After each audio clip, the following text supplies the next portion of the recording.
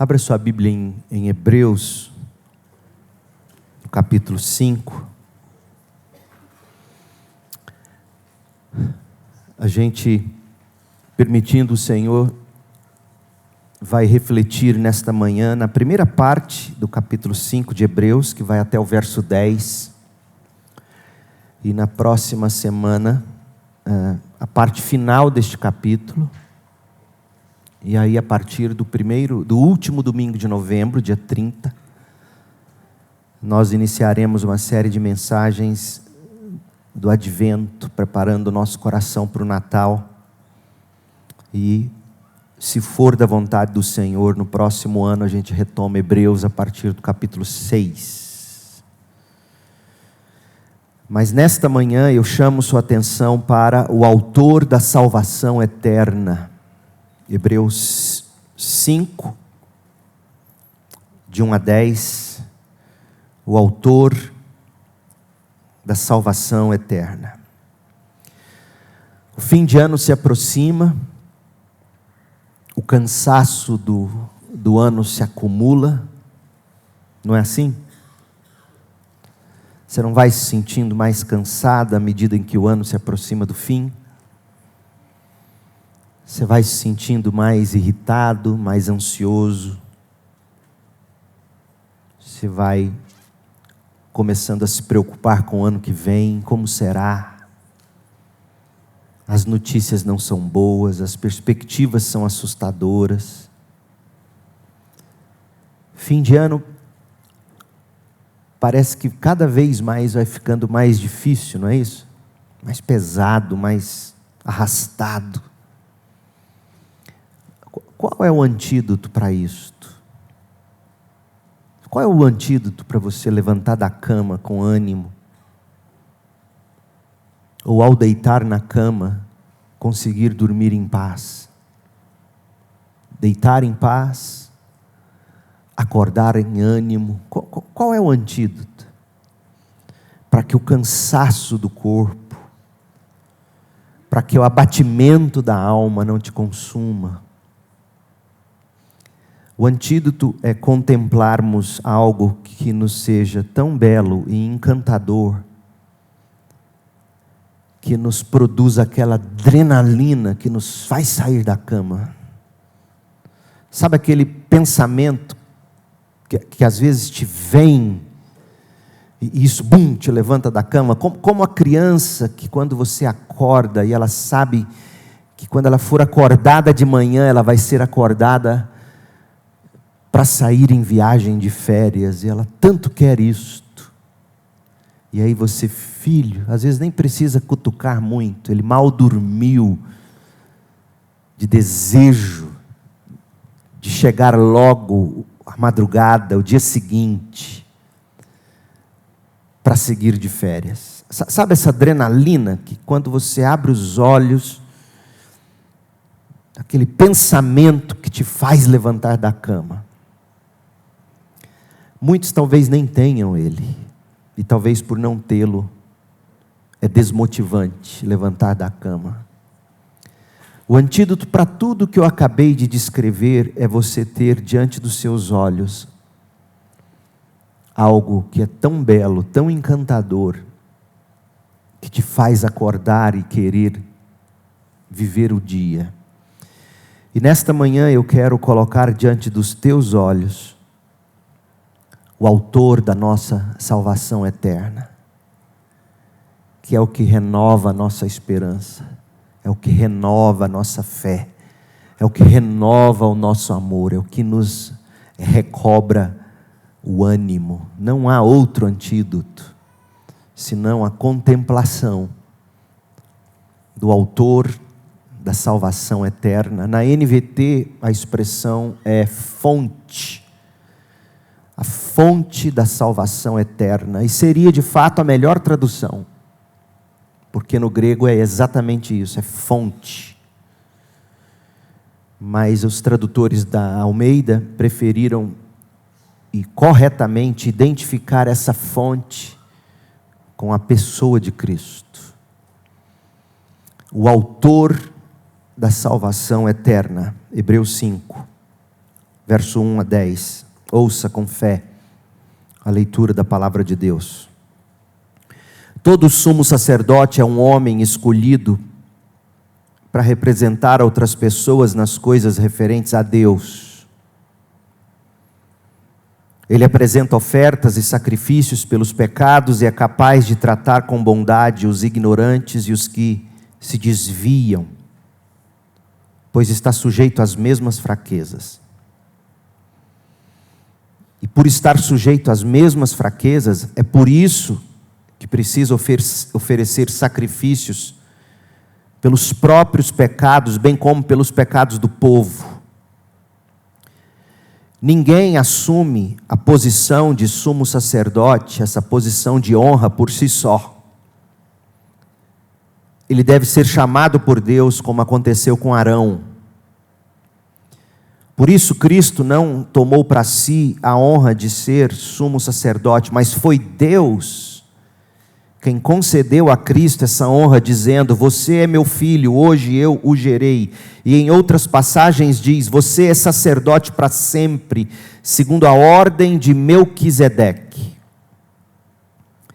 Enquanto Jesus esteve na terra, ofereceu orações e súplicas em alta voz e com lágrimas àquele que podia salvá-lo da morte, e suas orações foram ouvidas por causa de sua profunda devoção. Embora Jesus fosse filho, aprendeu a obediência por meio de seu sofrimento. Com isso, Jesus foi capacitado para ser o sumo sacerdote perfeito e tornou-se a fonte da salvação eterna, ou o autor da salvação eterna, para todos que lhe obedecem. E Deus o designou sumo sacerdote, segundo a ordem de Melquisedeque. Até aqui a palavra do Senhor, amém. A cena, meus irmãos, é forte. Jó perde tudo. Jó perde os bens, perde os filhos, Jó perde a saúde, Jó perde o juízo da esposa, o bom senso da esposa. Jó perdeu tudo e se assenta sobre as cinzas. Jó se assenta ferido, raspando a pele com um caco. 3 amigos o cercam. Esses amigos deveriam confortá-lo com ombros acolhedores, mas falam demais esses 3 amigos de Jó. O objetivo deles é tentar explicar o sofrimento, quando deveriam apenas estar presentes. Você conhece a história de Jó? E esses amigos passam a oferecer teorias, mas Jó precisa de companhia. Jó não quer discursos, Jó quer alguém que não apenas entenda, alguém que permaneça ao lado dele. Porque sejamos honestos, falar é fácil quando não somos nós que estamos nas cinzas, não é mesmo? Difícil é sentar junto e ouvir em meio ao sofrimento. Mas em meio ao seu sofrimento, tendo perdido bens, filhos, saúde, o bom senso da mulher, sem amigos que o oferecessem ombros, Jó clama. Abra comigo em Jó capítulo 9, verso 32. Olha o clamor de Jó, olha o anseio de Jó em meio ao seu sofrimento. Jó 9,32. Deus não é ser humano como eu. Não posso discutir com Ele, nem levá-lo ao tribunal. Deus é absolutamente justo. Mas olha o anseio dele, ele sabe da justiça de Deus. se ao menos houvesse um mediador entre nós, entre Deus e eu, Jó está dizendo. Se ao menos houvesse alguém que nos aproximasse um do outro, um mediador que aproximasse o justo Deus de mim e eu, um pecador, ao justo Deus. Alguém que nos aproximasse um do outro. Esse mediador afastaria de mim o castigo de Deus, e eu já não viveria aterrorizado. Então falaria com ele sem medo, mas sozinho não consigo fazê-lo. O que Jó não sabia, mas desejava com toda a força da alma, é que esse mediador existiria.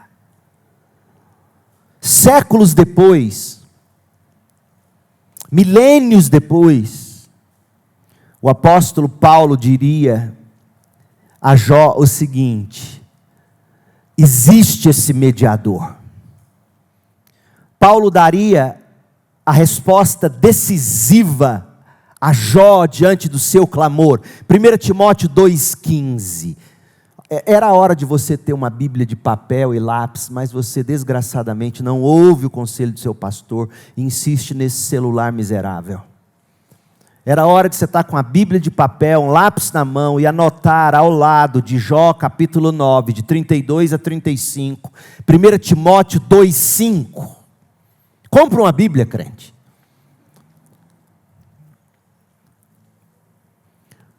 Olha o que Paulo diria a Jó. 1 Timóteo 2,5. Há um só Deus e um só mediador entre Deus e a humanidade, o homem Cristo Jesus. Ele existe, Jó. Jesus é esse mediador que você tanto ansiou. Ele é Deus verdadeiro, Ele é homem verdadeiro, aquele por quem Jó esperava, finalmente entrou na história, e é justamente esse evento que dividiu a história, que nós nos preparamos para celebrar daqui a pouco mais de um mês. Eu estou falando do Natal. Aquele por quem Jó esperava, veio ao mundo, e a resposta ao que Jó tanto buscou, chama-se Natal. Gálatas 4, abre em Gálatas 4. Eu sei que você não está com lápis, eu sei que você não está com a Bíblia, problema seu, você não quer aprender a ler a Bíblia, então vai aí mesmo, nesse seu celularzinho. Gálatas 4, de 4 a 5. E eu leio na Nova Almeida atualizada. Mas quando chegou a plenitude do tempo, Deus enviou o mediador, Deus enviou o seu filho, nascido de mulher, nascido sob a lei, para resgatar os que estavam sob a lei, a fim de que recebêssemos a adoção de filhos. Oh, meu povo, esta é a base de tudo. Para que Jesus pudesse ser o mediador que Jó tanto precisava, que Jó tanto ansiou, Jesus teve que se tornar um de nós. A encarnação do Filho eterno de Deus não foi apenas um exemplo moral, foi um passo indispensável, um requisito absoluto, gente.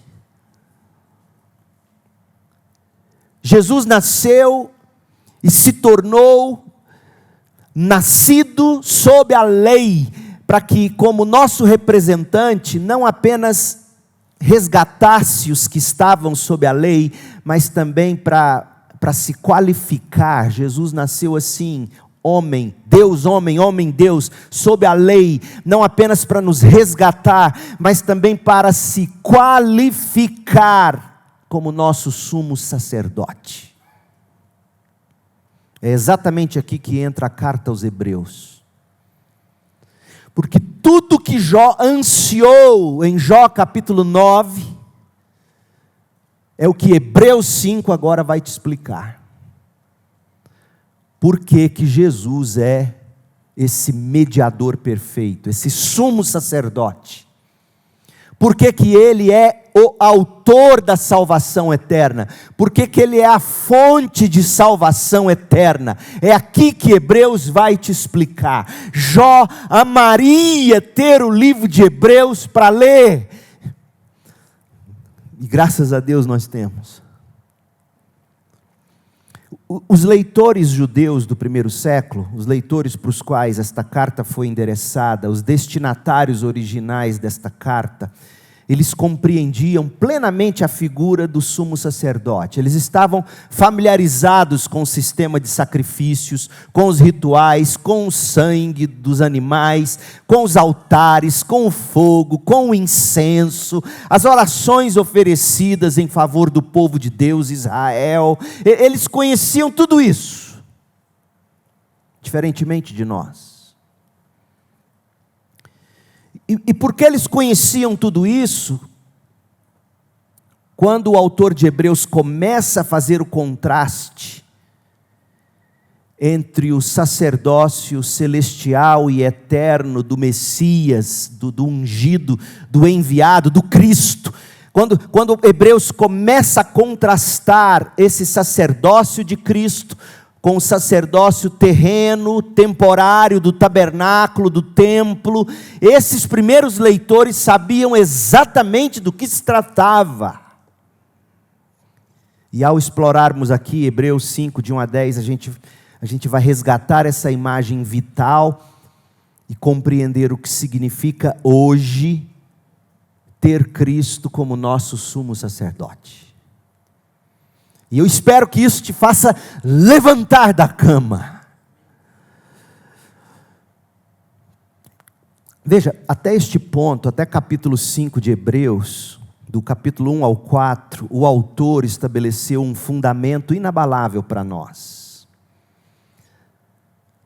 Do capítulo 1 ao capítulo 4, o autor de Hebreus mostrou a superioridade de Jesus como pessoa. A pessoa dele é superior aos profetas, capítulo 1, de 1 a 3, mais elevado que os anjos, capítulo 1 e capítulo 2, maior do que Moisés, maior do que Josué, capítulo 3 e capítulo 4. O autor de Hebreus provou até o fim do capítulo 4 que o ministério de Jesus é o único capaz de oferecer um descanso mais profundo do que a lei jamais pôde entregar. Mas aí começa o capítulo 5. E neste ponto da carta, até o final do capítulo 10, o foco muda. O autor usa o fundamento, a pessoa de Cristo, que foi apresentada até o final do capítulo 4, para construir seu argumento principal agora. A superioridade da obra de Cristo. Até o capítulo 4, a superioridade da pessoa de Cristo. Ele é a pessoa exata, perfeita. Mas não apenas isso. Porque o Natal sem a Páscoa não nos dá os benefícios que precisamos. Então, do capítulo 1 ao 4, é como se Hebreus estivesse justificando a necessidade do Natal, da encarnação de Jesus, a pessoa perfeita, ideal. E do 5 ao 10, Hebreus começa a falar da necessidade da Páscoa, do sacrifício. Do capítulo 5 até o 10, o foco vai ser o seguinte: o autor vai pegar o fundamento que ele construiu até o 4, e vai mostrar que a obra de Jesus é superior a qualquer obra dos sacerdotes, sumos sacerdotes do Antigo Testamento. Então, o autor agora vai mostrar para nós que Jesus é superior a Arão, capítulo 5. vai mostrar que as promessas ligadas à nova aliança são infinitamente mais seguras do que a antiga aliança, capítulos 6 e 7.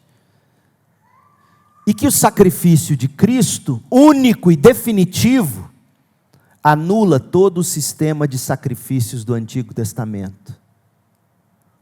Será uma blasfêmia o dia em que, e se isso acontecer, Israel reedificar o templo físico lá em Jerusalém e começar a sacrificar animais de novo, será blasfêmia contra o Filho eterno de Deus. Porque Hebreus, do capítulo 8 ao 10, mostra que o sacrifício foi de uma vez por todas.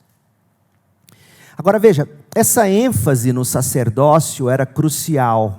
Por que era crucial? Por que Hebreus quer mostrar esse sumo sacerdote assim, como pessoa perfeita, como sacrifício perfeito para a purificação dos nossos pecados? E é aqui que entra uma conexão interessantíssima entre o primeiro século e nós no século 21.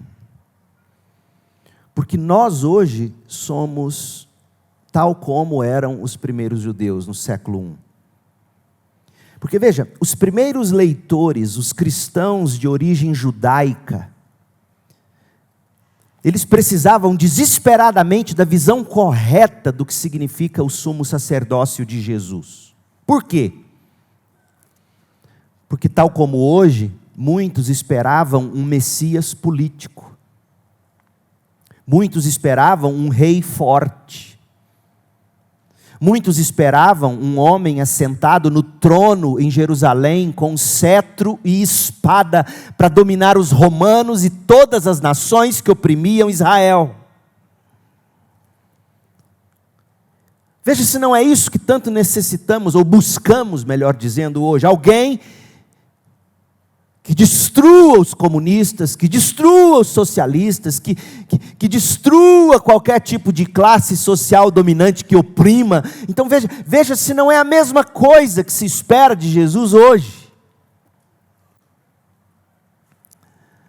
Então a ideia de um Messias, com M maiúsculo, de um ungido, Messias é sinônimo de Cristo, Christos, ungido, Messias, a ideia de um Messias que atuasse como sumo sacerdote, e ainda por cima no céu, estando à direita do Pai, era estranha para aquele povo, talvez até decepcionante para alguns, como é hoje. Espera aí, pastor, o senhor só vai falar para mim de um Jesus que perdoa os meus pecados, mas e a minha vida, e a dureza da minha vida, e o dia a dia, e a carga tributária sobre mim, o que esse Jesus vai fazer com esse nosso Brasil, onde eu não tenho esperança nenhuma para que meus filhos cresçam, meus netos cresçam?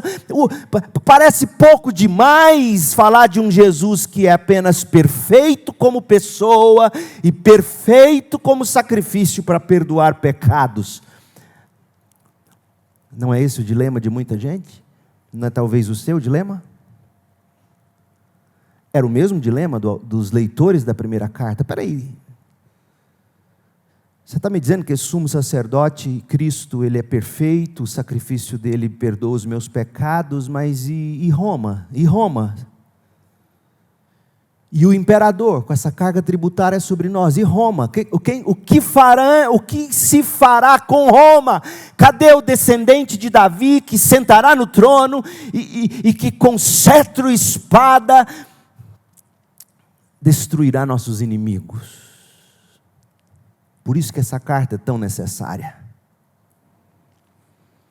Porque Hebreus mostrou e mostra que o Messias é muito mais do que um rei terreno. Ô meu povo, nós vivemos na era de dar às pessoas o que elas precisam, quando na verdade nós temos que dar às pessoas o que elas não sabem que precisam.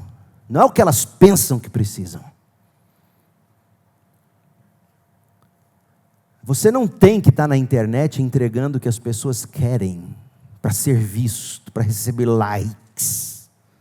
Você não tem que estar na internet para isso. Ah, mas não vai ter engajamento, não vai ter algoritmo. Problema do algoritmo. Você está na internet para entregar o que as pessoas de fato precisam e elas nem sabem que precisam. Pergunte Steve Jobs quando inventou o iPhone. Vai ler a história da Apple para você ver uma coisa. Vai ler a história dos grandes inventores. Vai ver a história de Henry Ford quando inventou o carro. Se você fosse viver de perguntar às pessoas: o que você está precisando para que eu produza para você? É provável que estaríamos andando até hoje em lombos de cavalos. Porque quem nunca concebeu um carro com roda, você pergunta: o que você precisa para locomover melhor? Um cavalo mais forte.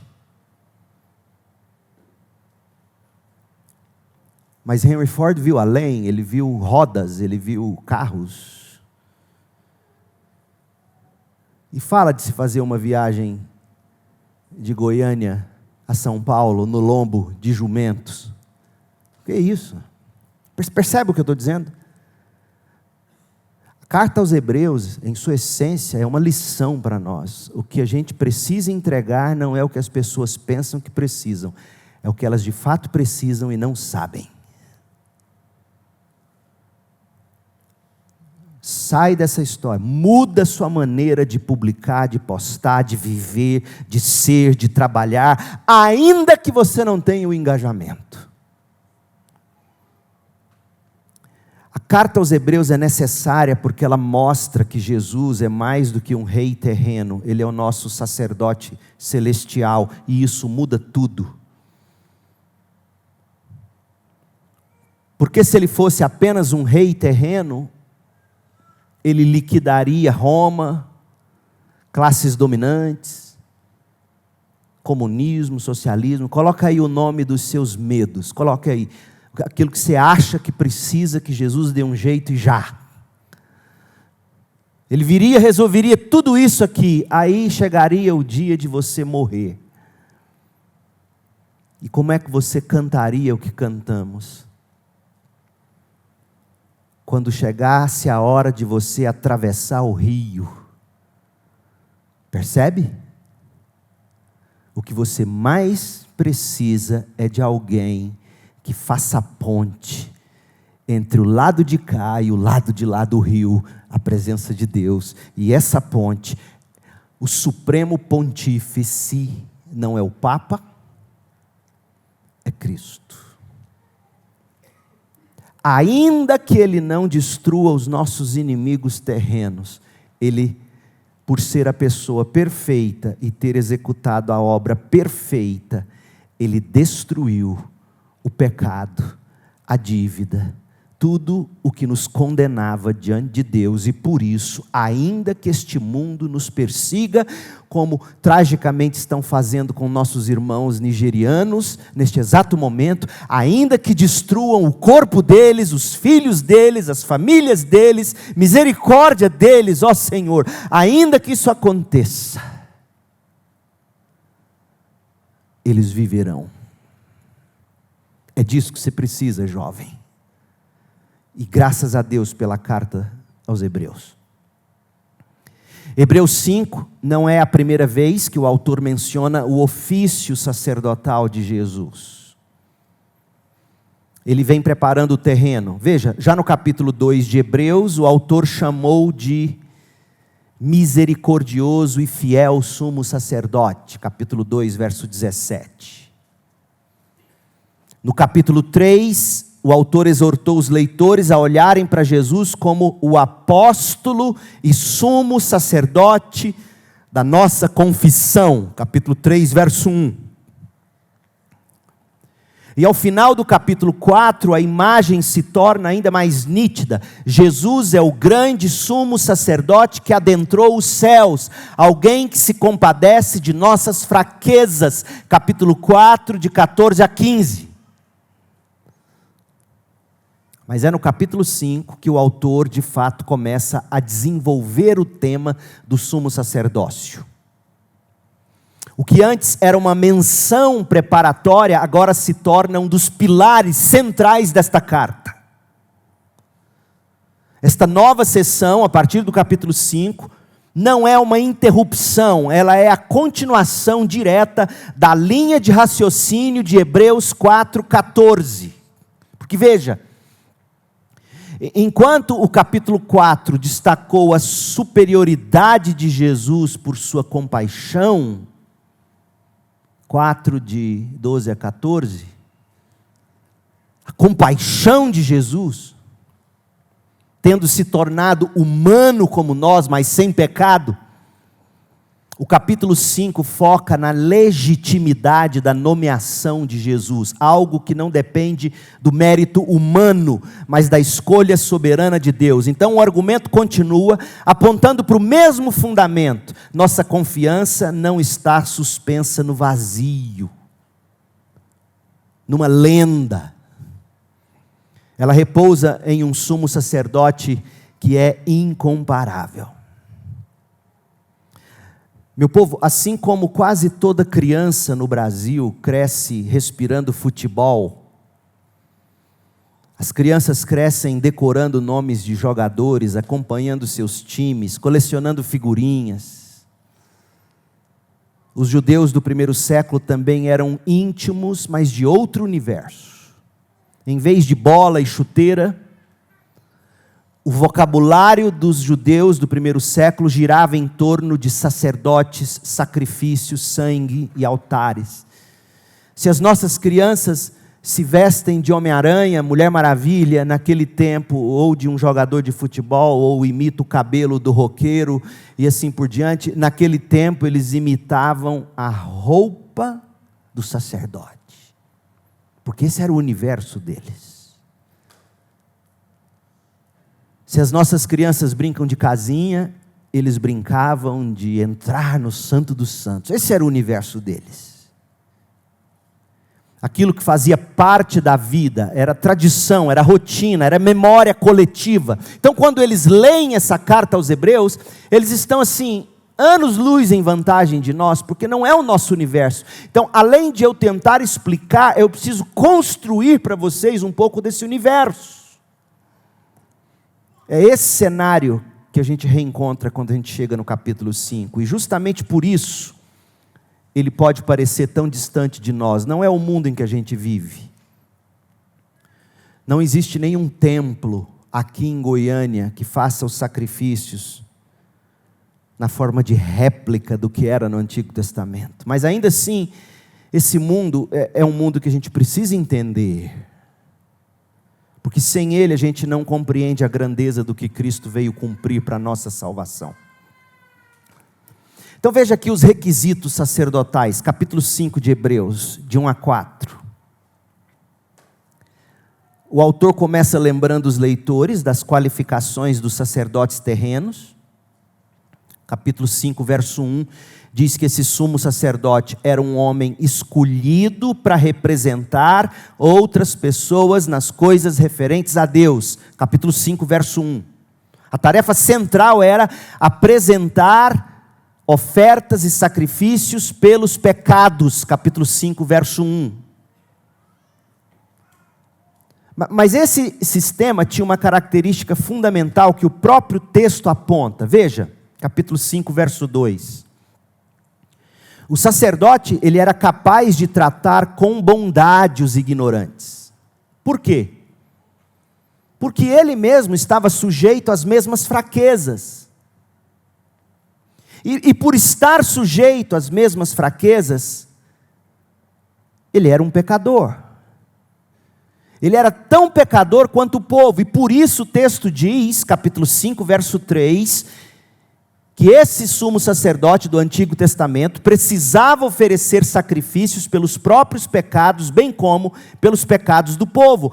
Sua fraqueza era, ironicamente, parte de sua qualificação para a compaixão. Sentia as mesmas fraquezas e, portanto, deveria ter compaixão do povo. Mas a gente vê na história que não é bem assim. Esses sumos sacerdotes se tornaram algozes. E porque eram sujeitos às mesmas fraquezas, em pecado, diferentemente de Jesus, que o capítulo 4 diz que estava sujeito às mesmas fraquezas, mas sem pecado, esses aqui, por terem pecado, precisavam fazer sacrifício, primeiro para eles e também para o povo. Além disso, essa não era uma honra que alguém pudesse reivindicar. A autoridade dependia, veja o texto no verso 4, dependia inteiramente da escolha de Deus. Capítulo 5, verso 4 diz que ninguém assume essa posição de honra por si só, ele deve ser chamado por Deus, como aconteceu com Arão, o primeiro deles. Por que Arão, pastor? O primeiro deles. O primeiro sumo sacerdote, Arão, é o exemplo perfeito disso. Arão, embora honrado por Deus, continuava sendo um homem frágil, tirado do meio do povo. Cometia pecados, não possuía glória própria. Se você ler o capítulo 28 de Êxodo, você vai ver sobre as roupas, as túnicas, a maneira bela como Arão deveria ser vestido, e depois dele seus descendentes no sacerdócio, mas nada disso tornava ele alguém infalível. Ele continuava sendo pecador como todos nós. Então, com isso, o autor de Hebreus estabelece uma verdade inevitável: o sacerdócio terreno era, por definição, imperfeito.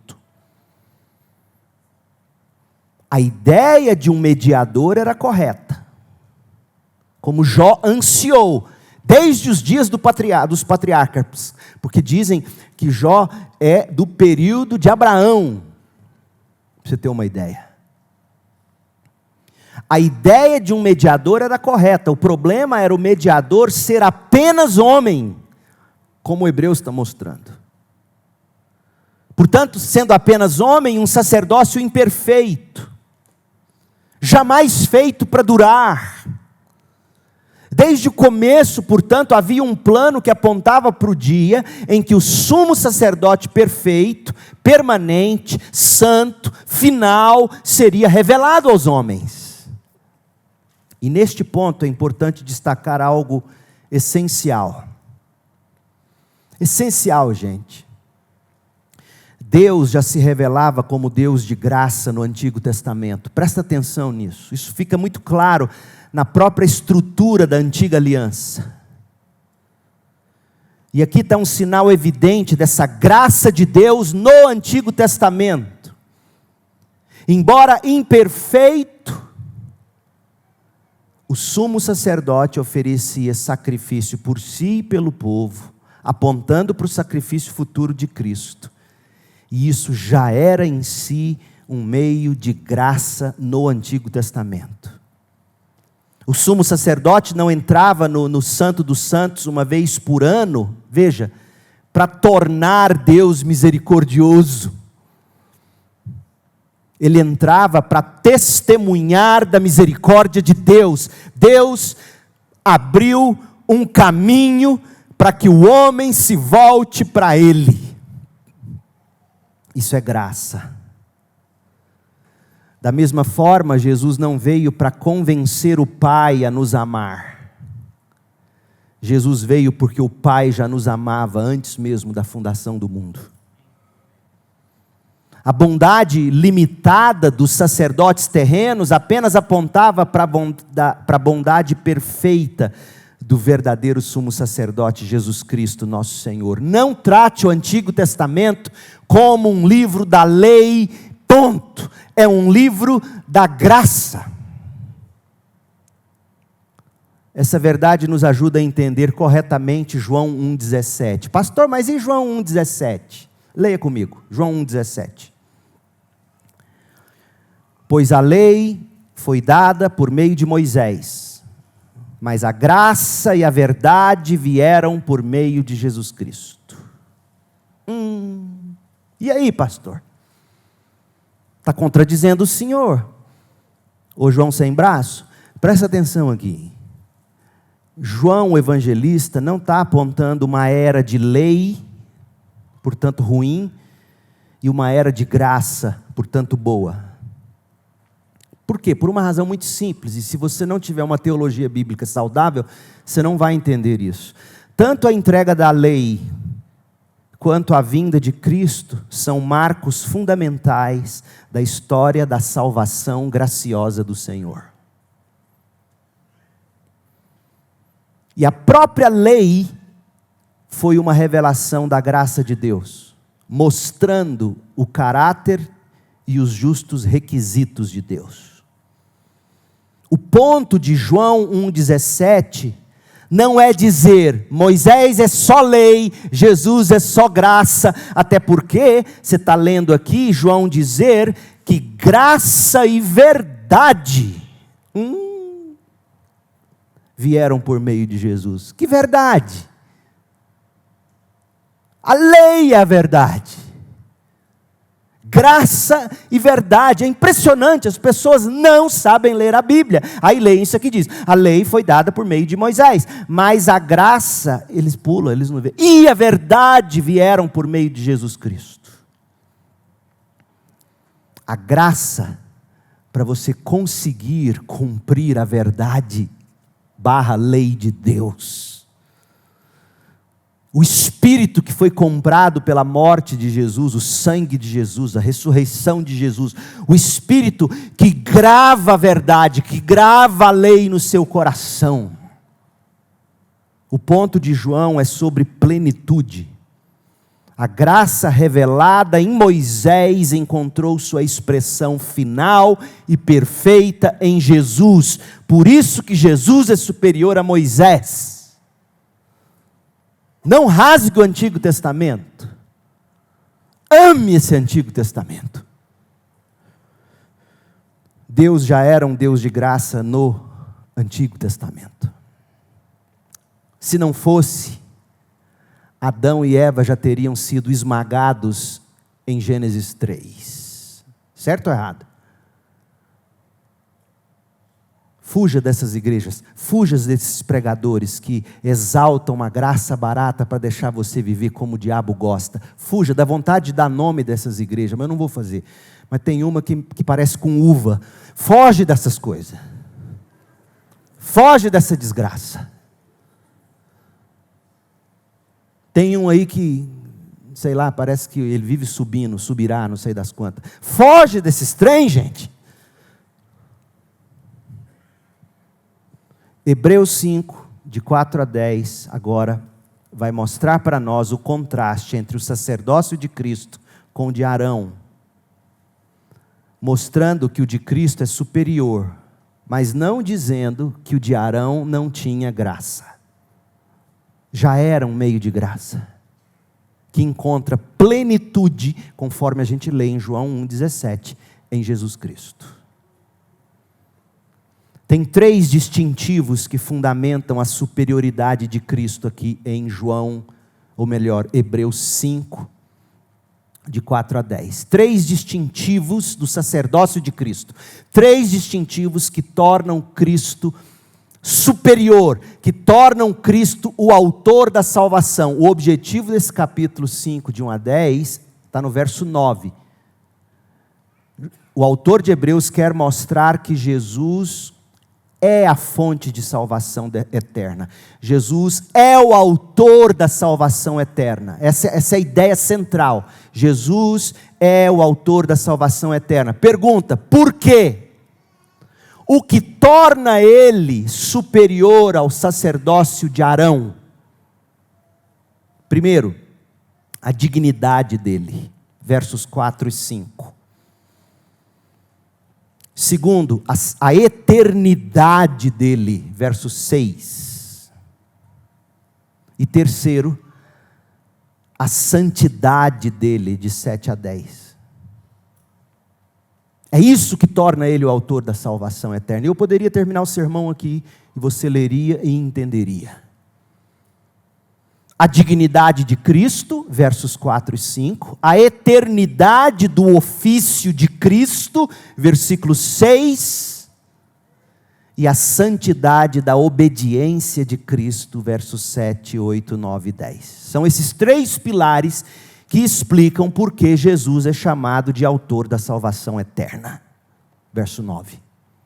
Primeiro, a dignidade de Cristo. Leia o texto, verso 4. Ninguém assume essa posição de honra por si só. Ele deve ser chamado por Deus, como aconteceu com Arão. Por isso, Cristo não tornou para si a honra de ser sumo sacerdote, mas foi Deus quem lhe concedeu essa honra, dizendo: você é meu filho, hoje eu o gerei. Ou, a citação aqui é do Salmo 2, verso 7. Hoje eu o revelo como meu filho. Hebreus 5,4 nos lembra que ninguém podia assumir esse ofício por conta própria. Ele tinha que ser chamado por Deus. Arão foi chamado por Deus. Essa função carregava uma honra que Deus era quem concedia. E seguindo esse princípio, o versículo 5 afirma que Cristo também não se exaltou. Quem glorificou Cristo foi o próprio Pai.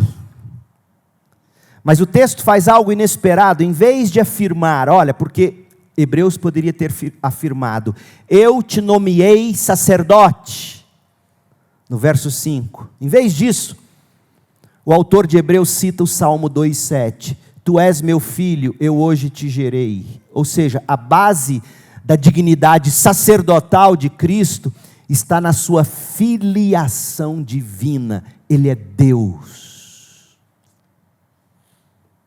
Cristo tem autoridade para ser nosso sumo sacerdote perfeito, porque Ele é o Filho eterno de Deus. A dignidade dele é infinita. Deus não apenas disse: hoje eu te nomeei sacerdote. Isto Ele fez com Arão. Com Jesus Ele fez: tu és meu filho, eu hoje te gerei. Ou eu hoje te aponto sumo sacerdote, tendo você a dignidade de ser o Filho eterno de Deus. Eu apresento o meu Filho eterno como sumo sacerdote, a dignidade divina. Cristo tem autoridade porque Ele é o Filho eterno de Deus, e a dignidade é infinita, por isso Ele é capaz de ser o autor de uma salvação eterna. Nenhum outro ser, nenhum sacerdote humano, nem anjo do céu tem dignidade suficiente para realizar a obra que Ele realizou. Nos momentos em que a acusação pesar sobre a sua consciência, crente, quando a culpa for real e a fraqueza óbvia, lembre-se disso: sua salvação não repousa num sacerdote falível, mas naquele cuja dignidade é infinita. É por isso que Ele é a fonte segura da sua salvação eterna.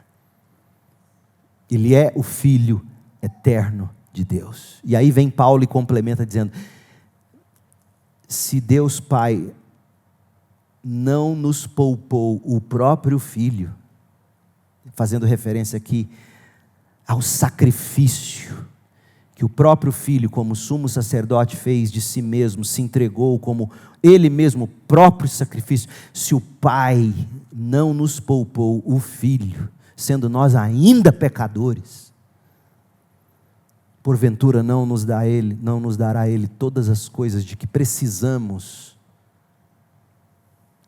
em Cristo Jesus? Por que Jesus é o autor da salvação eterna? Porque diferentemente de Arão, ele não foi nomeado sacerdote por Deus.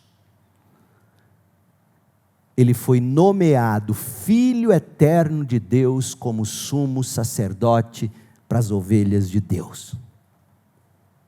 Segundo, a eternidade de Cristo. Capítulo 5, versículo 6, traz a segunda razão pela qual Cristo é a fonte da salvação, o autor da salvação eterna.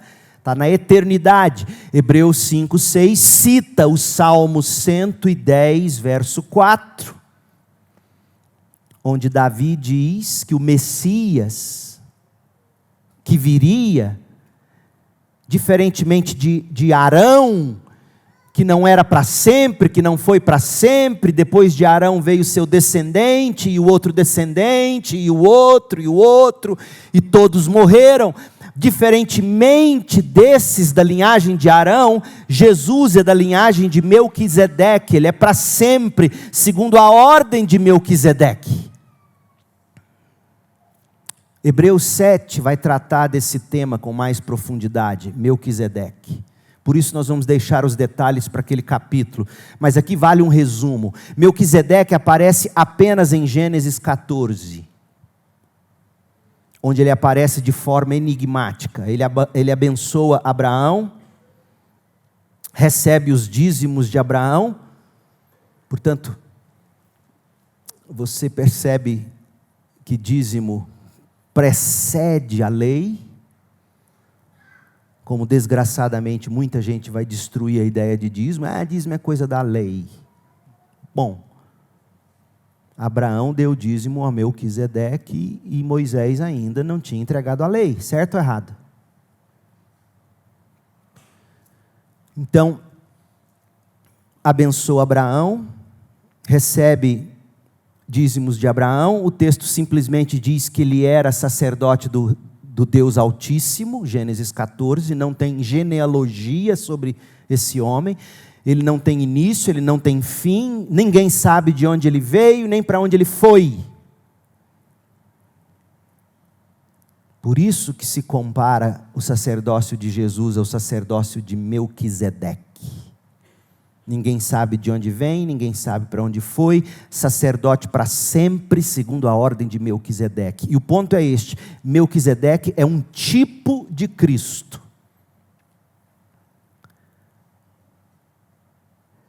Ele representa um sacerdócio que não depende de linhagem humana, diferente de Arão, que por não ter início nem fim, Melquisedeque prefigura algo eterno. Por isso que talvez sempre tenha tido confusão. Por que está fazendo essa comparação? Porque o sacerdócio de Arão, você sabe de onde ele vem, e até hoje os judeus tentam manter essa linhagem para a eventualidade da reconstrução do templo, e eles terem que restabelecer o sacerdócio, etc. Mas Jesus é diferente. Ele é da linhagem de Melquisedeque. Não é que Melquisedeque fosse alguém que não tenha nascido e não tenha morrido, não é isso. É um tipo. É óbvio que ele teve pai, mãe, é óbvio que ele morreu, é óbvio que ele era humano. Mas como ele aparece na Bíblia do nada, e depois só se ouve falar dele por Davi, no Salmo 110, e depois Hebreus cita Davi, ele é um tipo, ele é uma imagem, alguém que não tem começo, alguém que não tem fim. Então Jesus se torna a fonte de salvação eterna, o autor da salvação eterna, primeiro por causa da sua dignidade divina, versos 4 e 5 de Hebreus 5. E segundo, porque ele vive para sempre, a eternidade dele. E ele hoje está assentado à direita de Deus nos céus, intercedendo por mim e por você. Ele vive, ele tem valor infinito, duração infinita. Essa é a realidade, é a definição de plena satisfação. Veja, imagina o seguinte. Primeiro você tem um tesouro de valor infinito, dinheiro que não acaba mais. Como eu li ontem no X, sobre a fortuna do Elon Musk, o primeiro, se não me engano, a atingir 500 bilhões de dólares. Faça as contas, se ele gastasse milhões e milhões por dia, ele levaria não sei quantos mil dias para torrar tudo. Imagina você ter dinheiro que não acaba mais. Você vai poder desfrutar para sempre. Você tem o poder de compra, você tem o dinheiro, mas você tem de uma forma que não acaba mais. Sem perda, sem desgaste.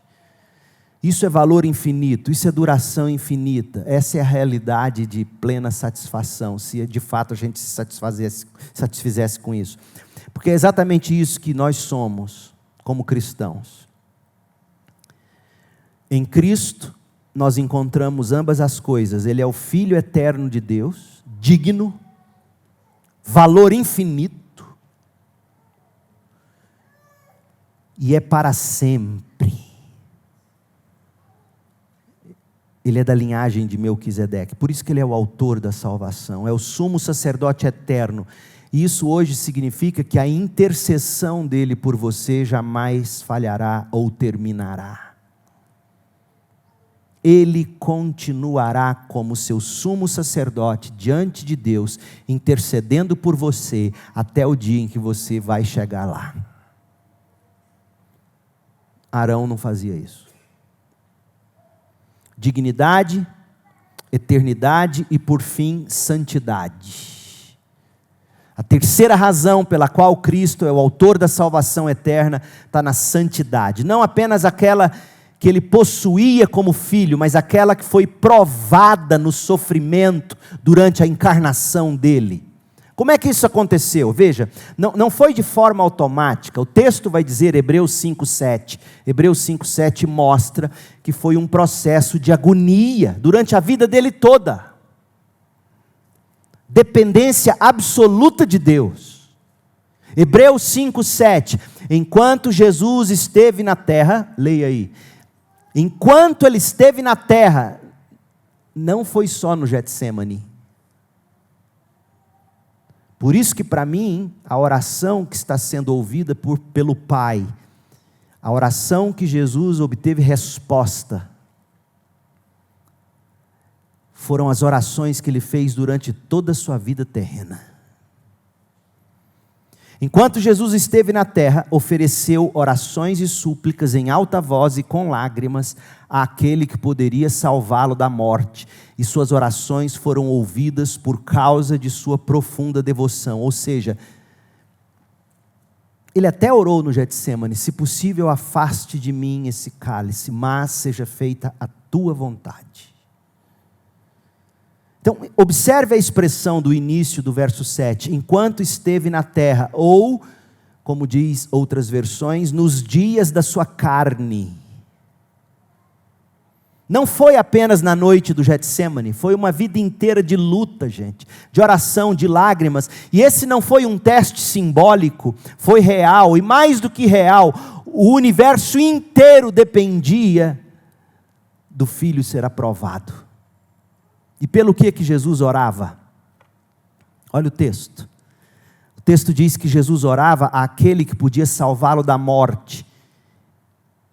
E o texto diz que ele foi ouvido. Veja, se o pedido fosse apenas para escapar da morte física, Jesus não foi ouvido, porque ele morreu ou não morreu? Então que pedido era esse que ele tanto fazia nos dias da sua carne, enquanto esteve vivo? Não foi o pedido, me livra de morrer, não, porque ele morreu, então ele não teria sido atendido. O texto afirma que Cristo foi ouvido, isso significa que Jesus orava por algo mais profundo, irmãos. Jesus sabia que havia algo pior do que morrer fisicamente. Sabe o que é pior do que você morrer fisicamente? É você, na hora da dor, do sofrimento, da doença, dos momentos finais de vida, sobre um leito de hospital morrendo. Pior do que morrer é você perder a fé, é você blasfemar, é você desobedecer, é você cair na incredulidade. Jesus passou os dias da carne, em que esteve na carne, orando, pedindo perseverança, obediência, santidade. Sustenta-me até o fim, seja feita a tua vontade. Pai, seja feita a tua vontade, que eu jamais blasfeme, que eu jamais venha a nutrir um sentimento de ira sobre aquela cruz, porque eu teria pecado e tudo teria falhado. Ele lutou contra o pecado até o fim e foi ouvido. Você tem noção do que é isso? Se ele orou até o fim e foi ouvido, o que te faz achar que você não deve orar? É por isso que o versículo 8, Hebreus 5:8, é tão poderoso. Diz assim: embora fosse filho, aprendeu a obediência por meio do seu sofrimento. O que é isso? Isso não significa dizer que Jesus passou de filho desobediente a filho obediente. Não significa isso. Porque se em algum momento ele foi desobediente, ele não foi perfeito. Ele teria pecado. Então o que significa dizer que ele aprendeu a obediência por meio do sofrimento? Significa que a obediência dele foi perfeita. A obediência perfeita que ele sempre teve foi provada no fogo da dor real. Ele aprendeu na prática, em carne humana, o custo indescritível da fidelidade.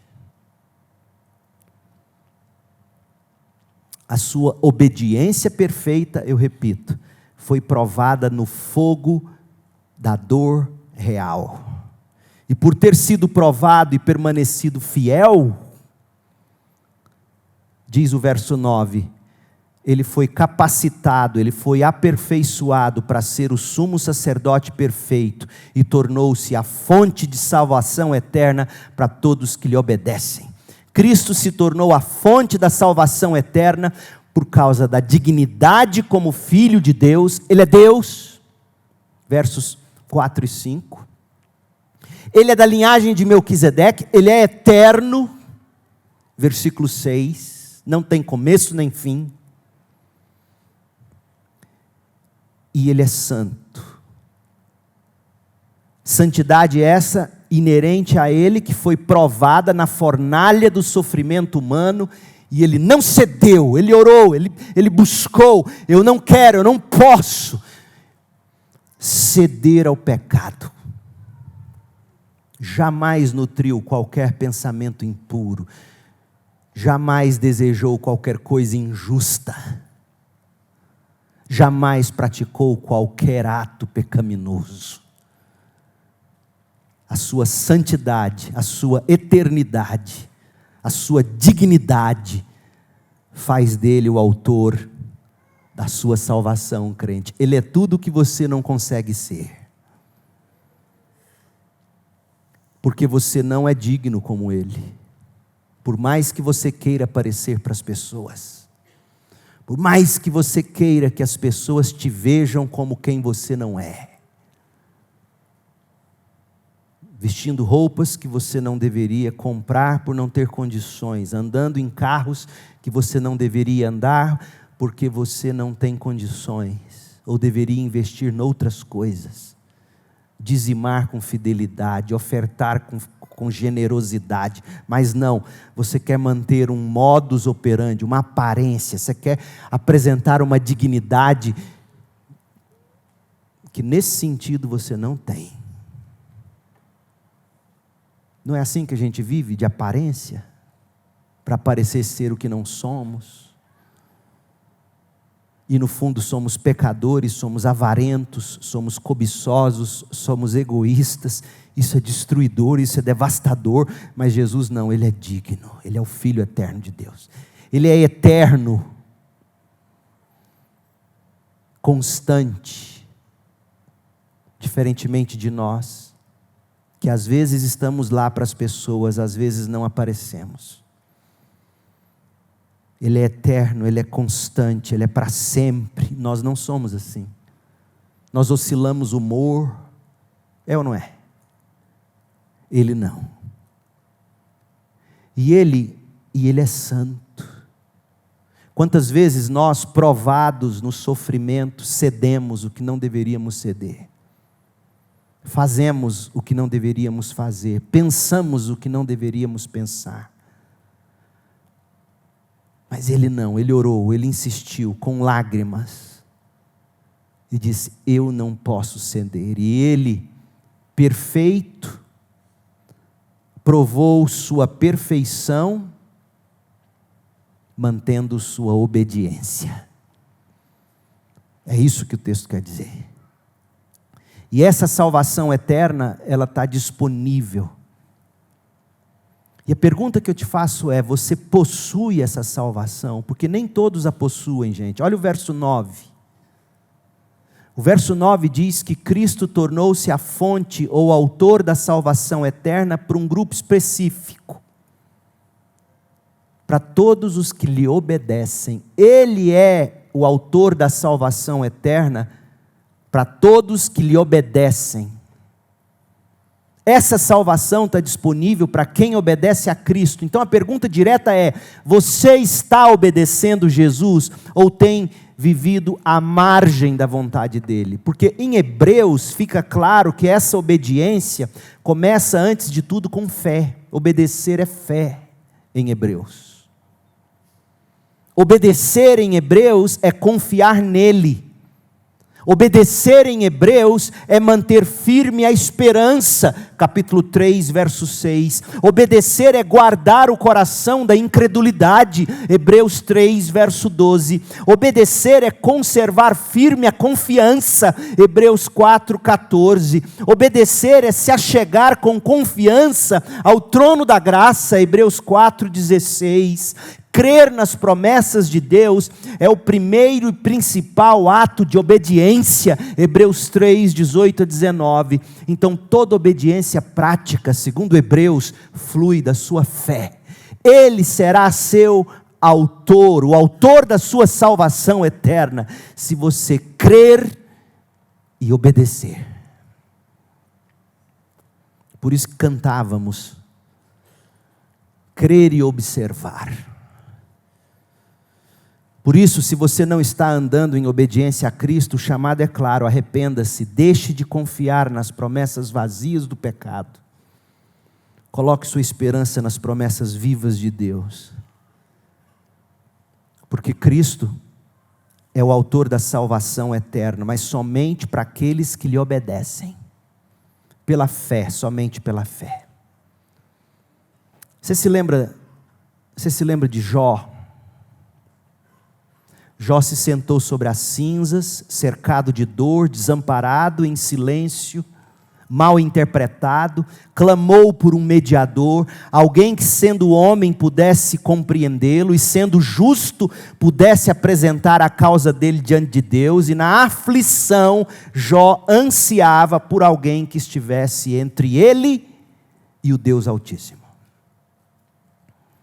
Jó não conhecia o nome, mas Jó sentia a necessidade. Jó não conhecia a pessoa, mas sabia que precisava de uma resolução para o seu problema. E milênios depois, esse mediador veio. Deus ouviu o clamor dos homens e respondeu com seu próprio Filho.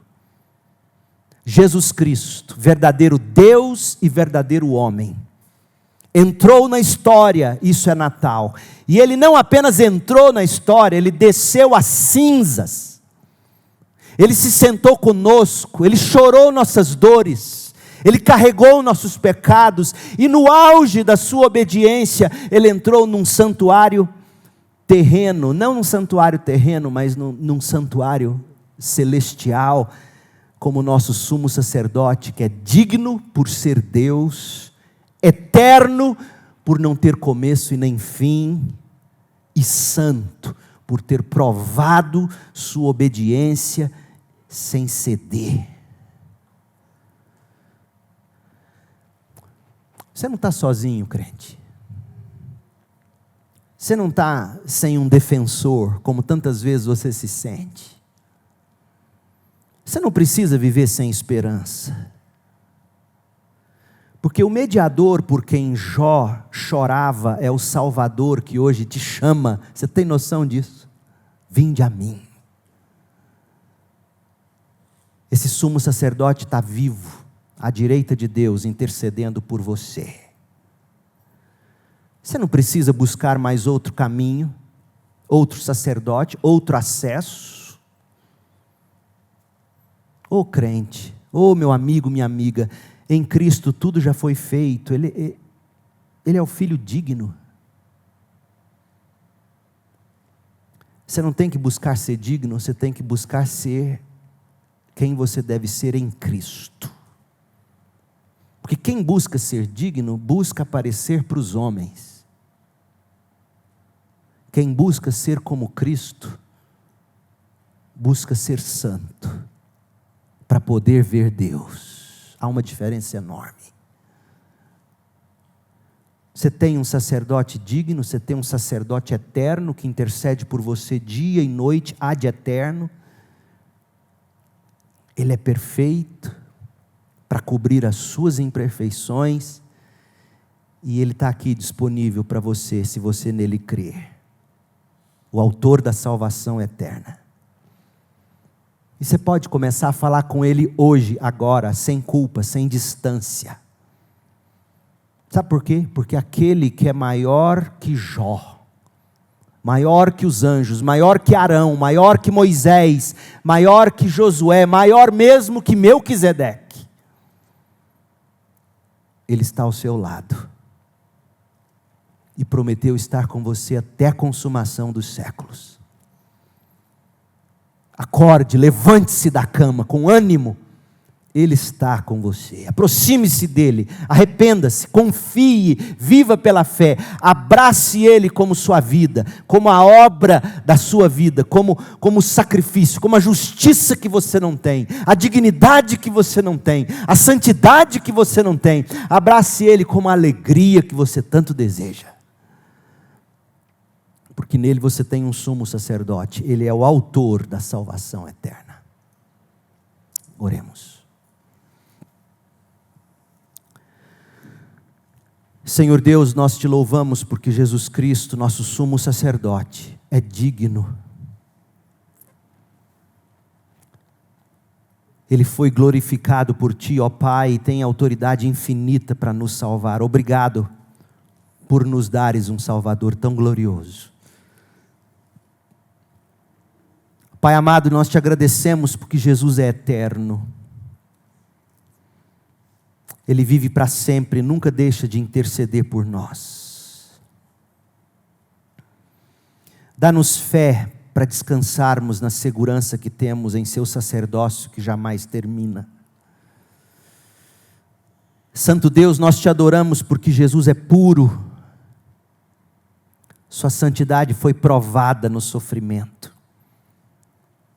E Ele permaneceu fiel até o fim. Ensina-nos a obedecer como Ele obedeceu.